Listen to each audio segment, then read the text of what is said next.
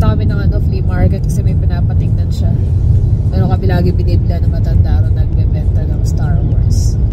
So check down namin baka may pa. Ito na kami ni Jermaine ni Jonas. Saka na ni Jermaine.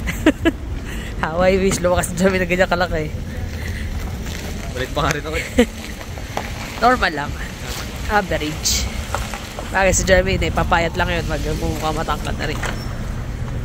Enjoy pa siya. Enjoy pa ang bata. Hindi sumama. Tinatanong ko gabi kung sasama. Mas gusto pang matulog.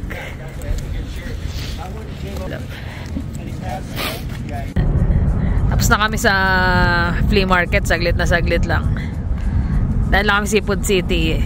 Nagugutom na yung driver ko. Hotdog. Bumili kami hotdog. Last time kasi bumili kami yung inihaw na hotdog. Masarap. Hindi na ako nakapag-vlog doon sa flea market kasi tulo ng tulo yung sipon ko. Pagising ko, sobrang kati ng ilong ko. Wala pa masyadong tao sa Seafood City. Yan. Dito naman kami sa last minute na Christmas shopping. Sa akin dalawa, wala si si Habi nasa work pa din. Sinempo namin alas 11, malis na kami ng bahay. Pero puno na ang park. Dami na rin tao, lalo mamayang hapon.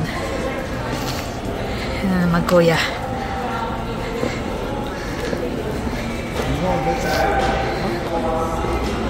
Ilan na lang naman ang kulang namin.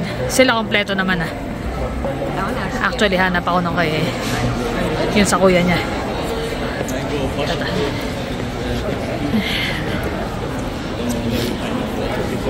Ayan po sila.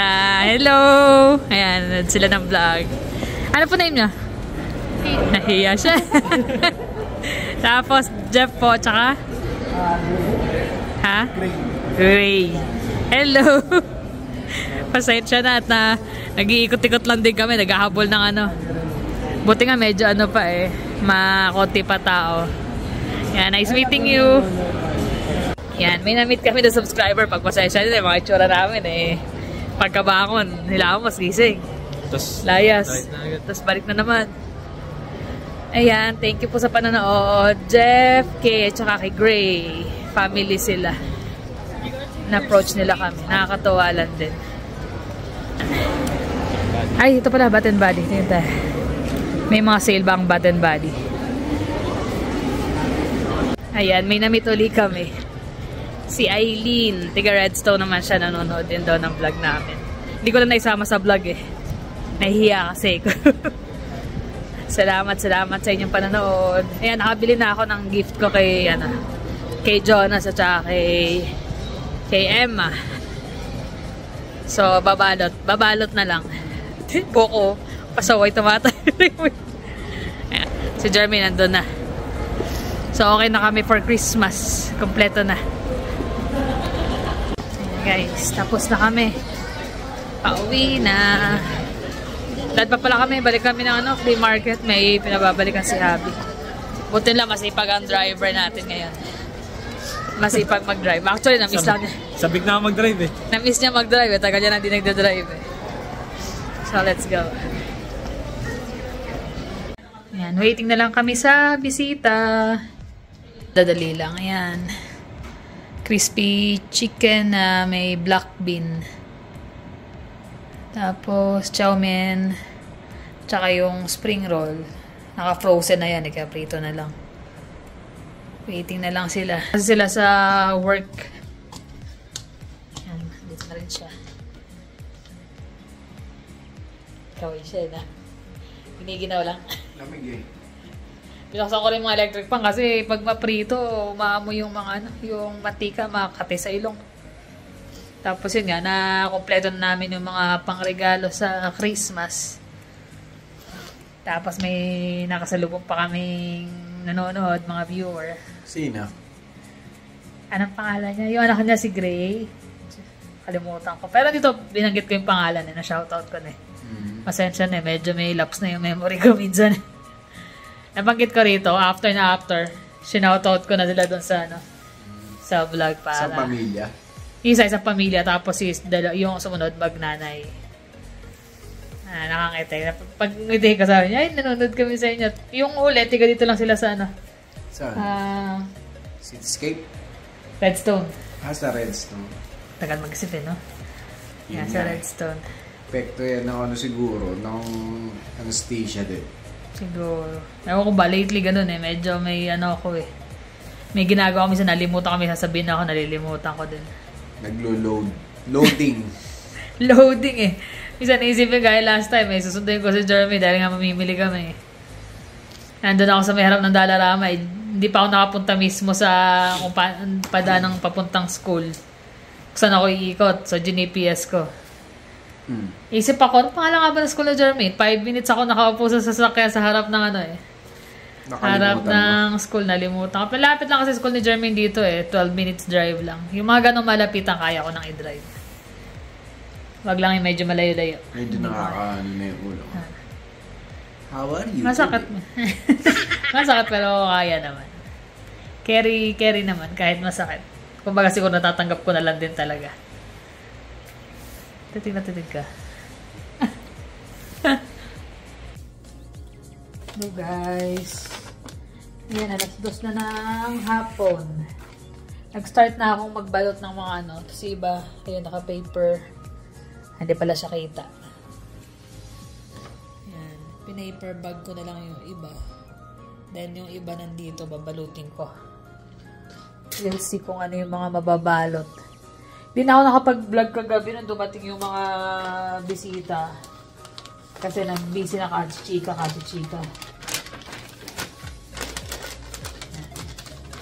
Magbalot na tayo kasi malapit ng alam nyo na. Magpapasko na, in a week. Christmas na, hindi pa ako nakatapos sa pagbabalot. Nung nakarang ko pa dapat ito ibabalot. Kaya lang may mga days talaga na wala pa sa wish yung gawin yung mga bagay-bagay. Pero nakompleto na namin yung pamimili. Habang kasama ko yung mga bata, nag-ikot sila. Kasama ko yung mga kulang na gift. Binili ko na din. Lalo may pasok si Habi, alam nyo naman. Busy siya sa trabaho. Tapos may deadline sila ng maaga.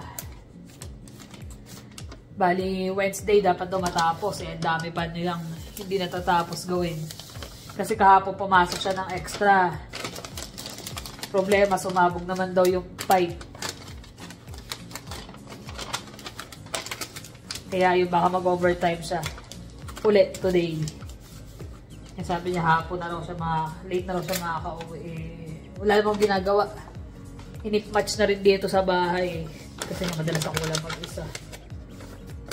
Kung mga labahin, magawa yung bahay. Linis. Naman halos regular naman na nalilinis. Kaya hindi kailangan talaga na maglinis maya't maya.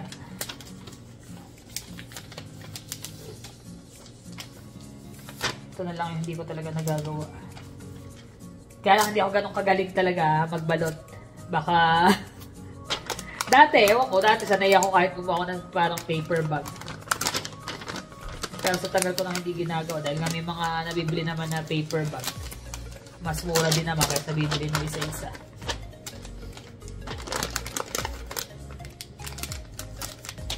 Yun, so far nagiging okay naman na ako. Halos nakakabalik na rin. Although may pain yung leg ko pero kaya pa rin naman. Tolerable.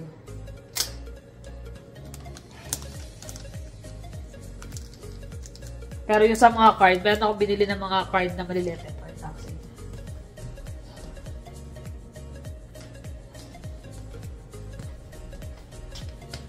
Kabili ko ng mga ganito. Panglagay sa mga regalo. Si Habi na lang ang pagsusulatin ko kasi pangit ako magsulat. Hindi naman sobrang pangit, kaya lang ang sulat ko kasi delete. Pag nagsusulat ako ng malalaki, nahihirapan ako. Kaya yung mga ganong bagay, napaubaya ko na sa kanya. Basta lalagay ko lang dun sabi ko lang sa kanya kung ano yung ilalagay. Ayan. Oops na. Lalagyan na lang ng card.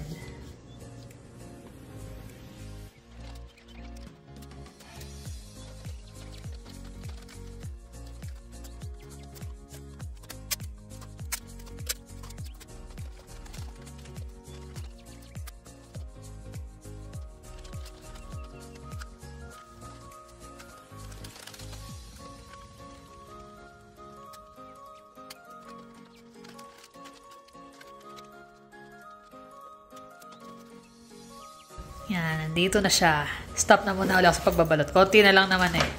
Patapos na. Ikaw ba si Sharon? Bakit? Balutin.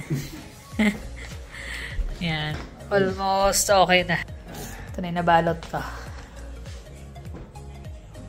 Kaso kinulang ako ng ano eh. Ng pangbalot pa. Siguro bilhin ako ng paper bag na maganda-ganda pa. Siya na lang pagsusulatin ko ng card kasi pangit. Sulat ko like I said, pangit ako magsulat. Masyadong maliliit, baka hindi mabasa nung ano. Dito na rin si Jermaine, nakauwi na. Magkasunuran lang sila magtatay. Buti nga hindi na siya nakapag-overtime ng gusto kasi kanina sabi niya baka daw abuti sila ng hanggang alas 6. Wala, alas 6 din. Hindi naman doon sa pera yung hinahabol mo yung tinatapos. Pinamigay nga 300 na pipes. Kalahati. Hindi, 1,000 na eh. Nagdagan pa yung 600 namin, naging 1,000 na eh. Mahirap yun. Kasi kulang kayo ng tao eh. Kaya... Kahit hindi naman pwedeng dalawang kamay mo pinapipintura mo. Sakla na kami. Kailangan din. Sabi nga ni James, nakuha mo na yung technique. Wala nang riblas. Wala nang riblas, cards. Ang alam mo yan, ikaw nagawin ano yan. Master painter. Ay, no. Magmerienda ka muna. Ligpitin ko lang to. Ganun naman kasi, depende naman doon sa pag gusto mo talagang matuto o kaya gusto lang talaga yung desidido ka na magtrabaho. Magagawa naman yun. Matututunan. Pero yung mga ganyan kasi, hindi naman basta-basta din eh. Matututunan mo in time. Pero sabihin mo na hugot sila ng basta-basta ilalagay doon. Pang laruan lang dapat yung... Ang lalaki ng tubo nyo, di ba? Gusto ko mag-video eh. Pwede naman kaya lang matatalsikan talaga ng... Baka mas mano yung phone mo. Lalo pag ang lakas na ng buga ng pintura, di ba? Ayan. Rest ka na muna. Ligpitin ko lang din to. Bukas na uli. Ayan. Nagkalaman na rin ng Christmas tree namin sa ilalim. Inabot na siya. Dati advance yan eh. Ngayon, late na talaga. Ito yung pinaka-special dyan eh. Yan ah. Inuuna kong balot yan. Yung malaking box na yan. Bago siya umuwi. Ang regalo ko kay Habi. Yung pinakita ko sa inyo last time na dumating. Sinagdagan ko pa sa loob yan. So we'll see. Sa 24 na ng midnight ang bukas niyan. Si Jonas may utut, bawal. Si Jonas may pinapabalot din sa akin. Regalo niya kay daddy niya. Ayun, pumunta ka ng flea market. Nabili kayo doon. Dami rin nun ah. Hindi ko na pinakita sa kanila yun. Kasi makikita mo pag blinag ko. Dapat pinakita mo. Hindi naman ako nanonood ng vlog. No way. Ikaw nga nanonood ng vlog eh. Ako nga hindi nanonood ng vlog. Ako lang ang tiga-vlog pero hindi ko alam minsan kung ano yung content na nung ano. Basta vlog lang ako ng vlog. Ayun na. Merienda na. Buhay. Ilan ko siya ng ano eh. Strawberry smoothie.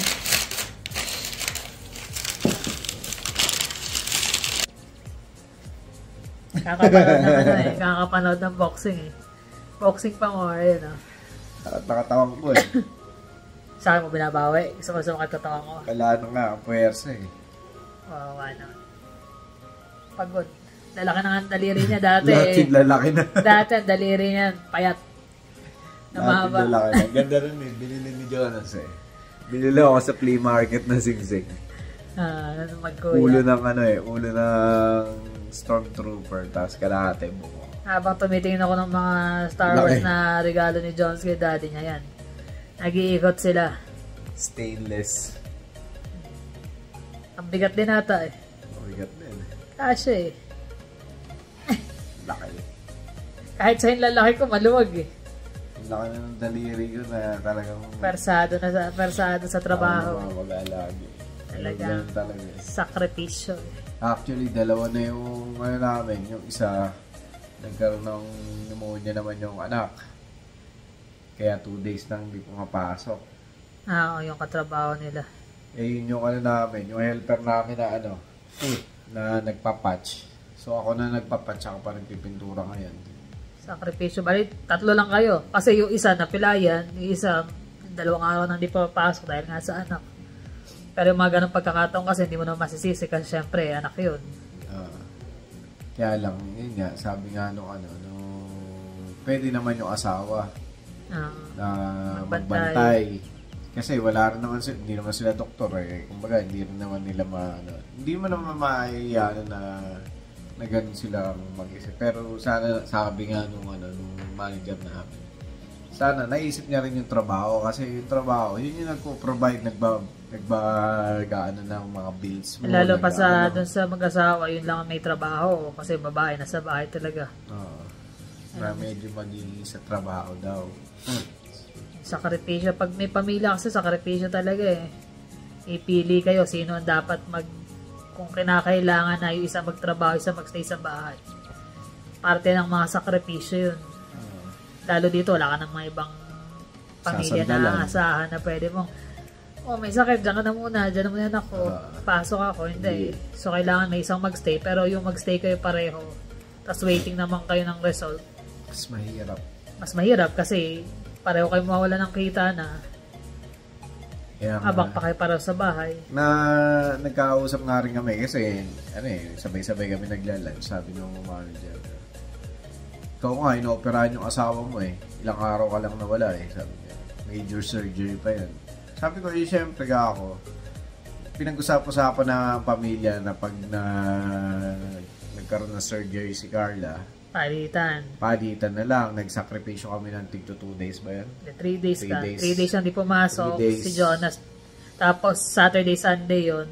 So parang 5 days. Tapos yung Monday hanggang Wednesday si Jonas. Tapos after nun si Jermaine. Si Jermaine naman. Kasi yung unang first week ko yun ang mahirap eh. Hindi ka makabangon ng maayos sa kama. Hanggang sa second week. Third week ka nakakatayo kahit baba naman ako ng hagdanan. Minsan kailangan din pagplanuhin yung yung baga, yung dapat team kayo eh. Sa pamilya eh. Paano gagawin natin? Gaya na may surgery. Ito muna. Baga lahat nakaplano. Yung HR nga namin, nag-email pa sa akin, di ba? Sabi niya, if you want more time with your family, just let me know. Sabi niya. Siguro nagtataka rin sila kasi 3 days lang ngayon na request off mo. Pero ganun pa man, pa rin namin, di ba? Na-divide pa rin namin na maayos, na-manage pa rin namin na maayos kasi hindi na-apektuhan yung trabaho. Kasi parte rin yung hindi rin ako yung yung nagpa-baby na, may nararamdaman ako, kailangan ganito. Kasi hindi mo pong pwedeng isipin na kawawa naman ako, nagkakaganto kami. Hindi. Isipin mo paano ka, kailangan maging okay lahat. Pag mo isipin Kasi nandito yung pamilya mo. Yung time na na-aksidente ako sa Korea naawa din ako sa sarili ko. Parang hindi kasi kumikilos yung kamay mo. Parang yung parang wala kang kakwentuhan, ako lang mag-isa doon. Mahirap, dumarating eh. Mabigat. Kung ikaw nga mag-isa, nagkakagat. Ako nga nandito na eh. Kasama ko kayo na may times pa rin, naiisip mo na, paano pag di ako nakabalik sa trabaho, ganyan. Hanggang ngayon, pero lalaban mo eh, kasi hindi mo pwede kang mag-self-pity. Doon pumapasok yung yung minsan nagkakaroon ka ng mental health issue eh. Depression. Kaya kailangan hanggat kaya mo i-reverse yun, gawin mo. Kasi pagka nalugmok ka sa ganong pagkakataon, ang hirap umalis. Medyo nakakalungkot na malaman yung nangyari yung sa actor na si Ronaldo Valdez. Paborito rin kasi namin yun, lalo na Tsaka actually, lagada napapad ko, naalala ko daddy ko dun eh. Kahawig ng daddy. Kahawig kasi ng daddy ko si Ronaldo Valdez. Pati yung balbas tsaka bigote. Lalo nung nagputi na, yung halo na yung puti-itim buhok ng daddy ko, tsaka yung si Ronaldo. Andun yung similarity, yung shape ng mukha, yung Kaya nung nakita namin namatay, parang apektado ka din eh. Hindi, tsaka kinalakihan namin yun Magaling. Buti nga, yung magaling na artista naman kasi talaga. Mapatatay, mapakontrabida lahat eh. Komedyante. Yun dun, naisingit lang namin yun kasi parang, syempre, kagaya nga namin, di ba? Dumaan kami doon yung nagkaroon siya surgery. Parang, mahirap mag-adjust pabalik doon sa normal na pamumuhay. Kaya minsan nade-develop yung mental health issue mo di ba? Yung parang nagkakaroon ka ng issue na ganito, ganyan. Pero dapat i-overcome niyo yun. Tsaka kumbaga, pagtulungan.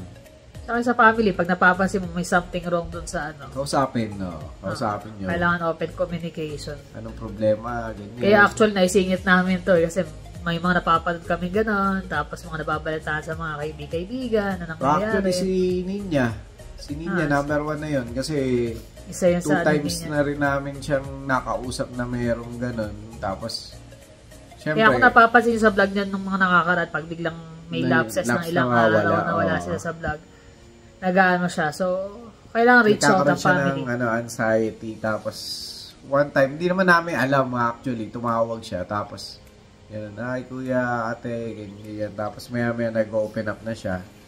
Ayun, nagkakwentuhan na kami. Kasi hindi mo makikita eh, lalo kami. Nasa ano lang naman, chat lang. Yun yung before tayo mo ngayon, no? Yung isa. Tapos yung isa, ngayon, ito na yung dito lang, after ng surgery, actually. Oo.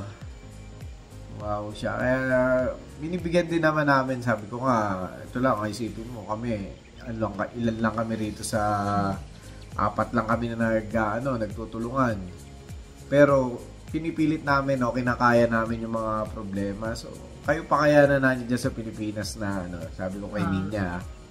Kayo pa kaya nasa Pilipinas na nandiyan si Mama Lisa, nandiyan si Jet, nandiyan yung ate mo, tapos nandoon din naman sila Mami, ganyan, di ba? Kumbaga makita mo na si Mami, okay ka na, di ba? Nakakawala ng pagod.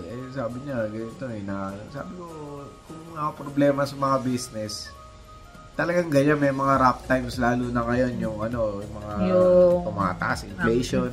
Ang taas. Kaya expected mo talaga na Kaya dapat, kaya nga sabi namin sa kanya, walahanin, isipin mo na lang lagi. Pagkagising mo, maging thankful ka, na yan, na blessed ka na nagising ka, makikita mo yung asawa at anak mo.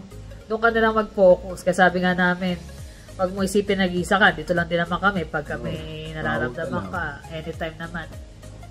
Ayun, kahapon, kausap din namin siya. Okay naman na siya lately. Kumbaga na niya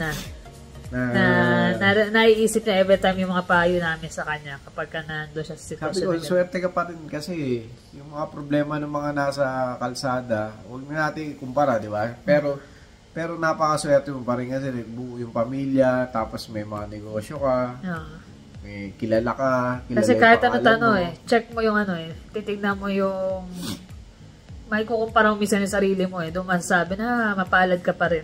Pero wag naman yung kagaya yung kangina yung kayo, mag-aaral kayo, wag di kayo nag-aaral, magiging ganito kayo.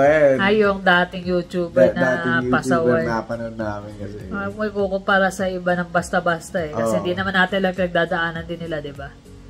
Basta yun, every time na magigising ka, maging thankful ka na lang. Kaya hanggat kaya mo na i-reverse yung pag nakakaramdam ka ng nade-depress ka, anxiety, hanggat maaari labanan. Tsaka i-open mo sa sa mga kaibigan mo, lalong-lalo sa pamilya mo. Kasi sila lang din naman makakatulong sa'yo. Sabi pa nga ni James sabi pa sa akin you look like a hero now kasi lahat, wala na, bagsak na sila, pero ikaw, mapasok pa rin. Sabi ko, lahat naman tayo may choice Lahat naman tayo may choice. Pwede kong sabihin na ayoko nang pumasok, ayoko nang ganito. Kaya lang, nung pinasok, nung nag-sign up ka ako sa trabaho na yan, yung dedication mo, kailangan na doon din. Hindi kasi yung pag wala, dahil trabaho lang. Dahil lang may sinisweldo ka, dahil lang. Kailangan meron kang pagmamahal din tsaka dedication sa work mo. Kasi hindi ka tatagal sa trabaho kung wala yung pagmamahal mo doon. Actually, sa amin nga, napakahirap na bibigat. Pag nabagsakan ka lang talaga doon, kita nyo yung kasama ko na naipit lang yun. Pero nabali yung buto. Kanti lang yun, di ba? Pitik na pitik lang ng tubo yun.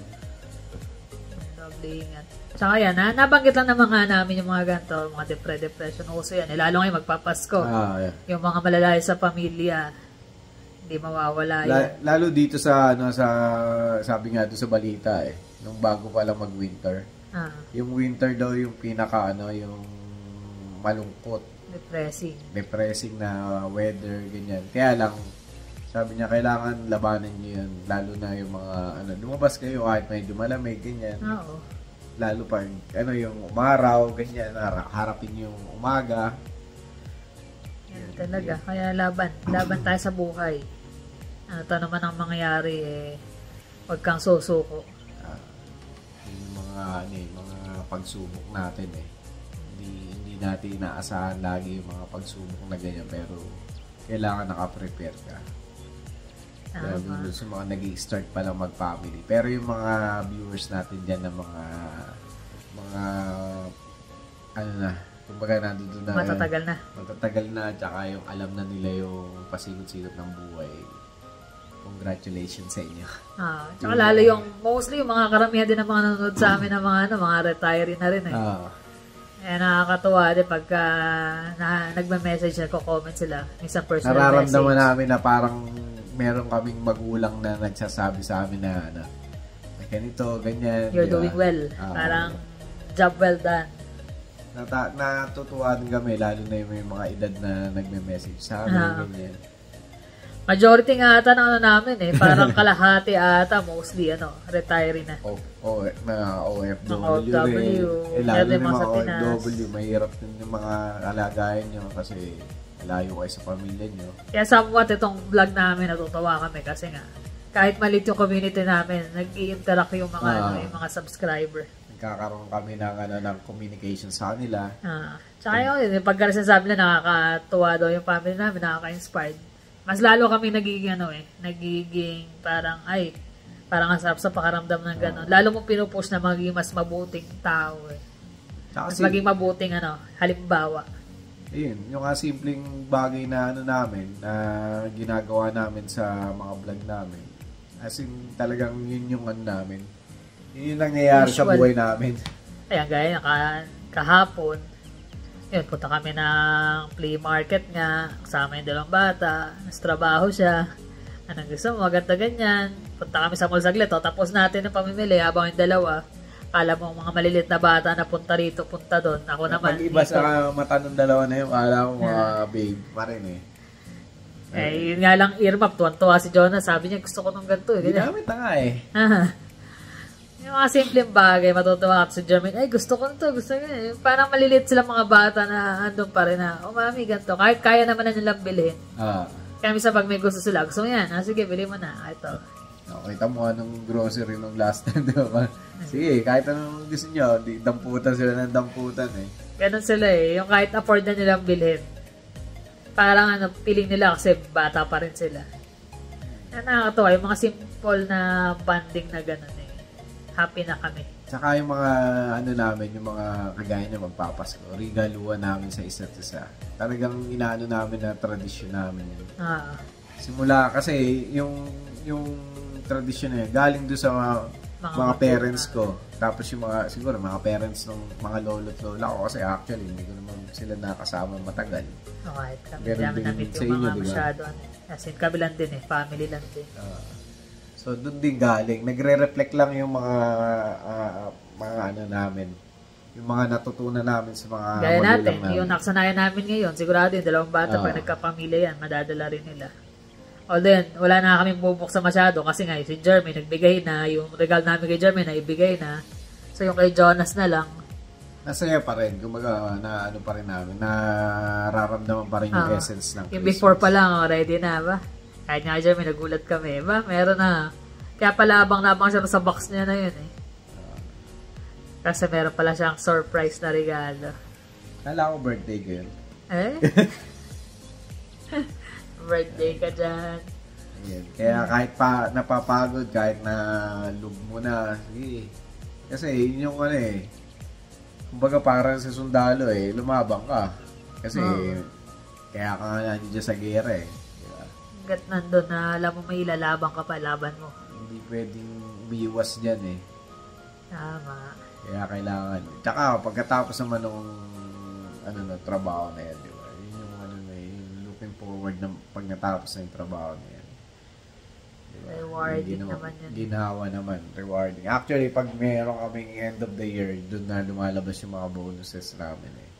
Mga bonus. Extra Extra bonus sa kanila. Sa akin, sakto mawalan trabaho. Tambay. Pero salamat kahit pa paano meron ako employees insurance. Maraming salamat sa Canadian government.